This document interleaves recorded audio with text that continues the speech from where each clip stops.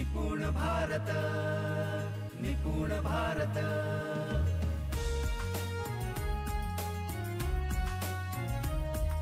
निपुण भारत, निपुण भारत।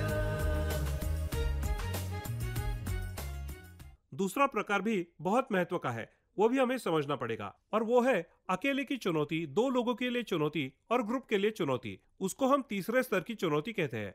ऊपर कौन से प्रकार है? असर लेवल के चुनौती, नैस लेवल के और पीसा लेवल के। और नीचे के प्रकार में आता है एक स्तर की चुनौती, दो स्तर की चुनौती और तीन स्तर की चुनौती। ये सब स्तर क्या है ये भी हम समझ लेंगे। एक स्तर की चुनौती क्या है? तुमने छात्रों को चैलेंज किया, आप पाठ के कितने प्रश्न तैयार कर सकते हैं। छात्र घर गए और बहुत सारे सवाल ढूंढ निकाले, और ऐसे ध्यान में आया शुभम ने 15 सवाल निकाले हैं, नीलेश ने 20 सवाल निकाले हैं एक ही पाठ पर। अगले दिन शुभम और नीलेश दोनों स्कूल गए, तो शिक्षक का यह काम है शुभम और नीलेश को एक दूसरे के साथ पेयर करना, दोनों को एक साथ बिठाना और उनको चुनौती देना कि तुम दोनों मिलकर कितने सवाल निकाल सकते हो। तो नीलेश के 20 और शुभम के 15 मिलके ये सवालों की संख्या 20 के ऊपर जरूर जाएगी। शुभम के कुछ सवाल ऐसे रहेंगे जो नीलेश ने नहीं पूछे, और नीलेश के कुछ ऐसे रहेंगे जो शुभम ने नहीं सोचे। इसलिए इस चुनौती को हम दूसरे स्तर की चुनौती बोलते हैं। दूसरे स्तर की चुनौती स्पष्ट होने के लिए मैं तुम्हें और एक किस्सा सुनाता हूँ। हम काटा के स्कूल में गए थे, चौथी कक्षा में। चौथी कक्षा की मैडम ने पिछले दिन छात्रों को चुनौती दी थी। चैलेंज ये था, राज्य और उनकी राजधानी यह सबसे ज्यादा कौन लर्न करके आएगा, ऐसा वो चैलेंज था। उनकी कक्षा में 20 छात्र थे। जिस दिन हम गए थे ये वो दूसरा दिन था। तब हमने देखा 20 में से 10 छात्रों ने चुनौती पूरी की थी। उनको 100% राज्यों के और उनके राजधानियों के बारे में मालूम था, और बाकी 10 को पूरा नहीं आ रहा था। वहां फिर मैडम ने 2 स्तर का चैलेंज दिया। वो क्या था? जिन जिन को राजधानियां और राज्य लर्न करने आए थे उनको चैलेंज दिया, बाकी 10 छात्रों में से एक एक छात्र को साथ ले लो, उनको साथ लेकर उनको सिखाओ। ये चैलेंज था। और इन 10 छात्रों से पूछा, आप कैसे करने वाले हो? तो छात्रों ने कहा, हम इनको पढ़ा देंगे, आप फिक्र मत कीजिए। टीचर ने बोला, बोलो तो सही कैसे करोगे? उन्होंने कहा, मैं इनके घर जाकर दिन भर इनके साथ बैठकर और नोटबुक पर लिखा कर लूंगा।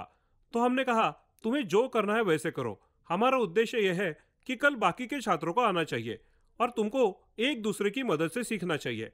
कौन सा पैर जल्दी सीखता है ये हम देखेंगे। तो पहले दिन की चुनौती एक स्तर की थी, वो सबके लिए बराबर थी। दोस्तों, चुनौती क्या थी? वही, पर चुनौती पर अभी 2 छात्रों को मिलकर काम करना था। तीसरे स्तर की चुनौती क्या है? यह पहले या दूसरे दिन उसका रिजल्ट क्या आया? 17 छात्रों को राज्य और उनकी राजधानियां मालूम हुई। एक स्तर की चुनौती सिर्फ 10 छात्रों ने पूरी की, 2 स्तर की 17 छात्रों ने, 3 छात्र बाकी रह गए। उनको अलग अलग ग्रुप से जोड़ देना, और सबसे कहिए उन छात्रों की मदद कीजिए, उनका कॉन्फिडेंस बढ़ने दीजिए, बाद में वो भी सीख जाएंगे। ऐसे जब आपको एक स्तर की, 2 स्तर की, 3 स्तर की चुनौतियां देंगे तो फिर 100% छात्रों को सीखने का अवसर मिल जाएगा। हम शिक्षक जब सिखाते हैं तो एक बार सिखाते हैं और बाजू हो जाते हैं। यहाँ पर हम देखते हैं कि शिक्षकों ने सिखाया नहीं, वही चीज छात्रों ने खुद की। अगर वो सीख नहीं पाए तो दोस्तों के साथ सीख लिया, और फिर भी वो नहीं समझे तो ग्रुप में सीखे। चुनौती के प्रकार पहले स्तर का, दूसरे स्तर का और तीसरे स्तर का, ऐसे अलग अलग चुनौतियां हम दे सकेंगे। ये देते समय हमें ध्यान रखना है कि सिर्फ पाठ्य पुस्तक के आधार पर चुनौतियां दे सकते हैं ऐसा नहीं। चुनौती देते समय छात्रों के पसंद के अनुसार चुनौतियां देना शुरू कीजिए, और एक बार चुनौती पसंद आने लगे तो आप जितनी चाहे उतनी चुनौतियां दे सकते हैं, और चुनौतियों के रिजल्ट बहुत अच्छे निकलते हैं।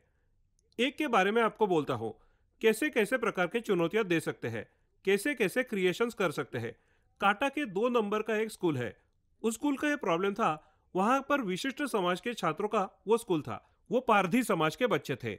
वहां गंदगी थी, तो वहां पर दोनों पति पत्नी शिक्षक है। उन्होंने कक्षा में एक आईना रखा, कंघी रखी, 2-3 बार छात्रों के बाल भी संवार दिए। ऐसे भी छात्र जैसे के वैसे थे। फिर मैडम ने, जिनका नाम चंदा भगत है, तो उन्होंने छात्रों को चैलेंज दिया। ये क्या था? चैलेंज था, कल से देखेंगे सबसे ज्यादा साफ सफाई कौन करके आता है, और जो सबसे साफ सुथरा रहेगा उसके साथ मैं सेल्फी निकाल लूंगी। सेल्फी विद सक्सेस के वक्त भी मैं तुम्हें यही बोल रहा था, लेकिन अभी याद आया, इसीलिए अभी बोल रहा हूं। सेल्फी विद सक्सेस क्या है ये बाद में वीडियो में हम देखेंगे। और चैलेंज देने के बाद दूसरे दिन से एक एक दो दो छात्र साफ सुथरे होने लगे। 15 दिन के बाद सारे छात्र साफ सुथरे होकर स्कूल आने लगे। हम इस प्रकार से अलग अलग चुनौतियां दे सकते हैं और ये देने के बाद छात्र अपनी सारी ताकत लगा देते हैं।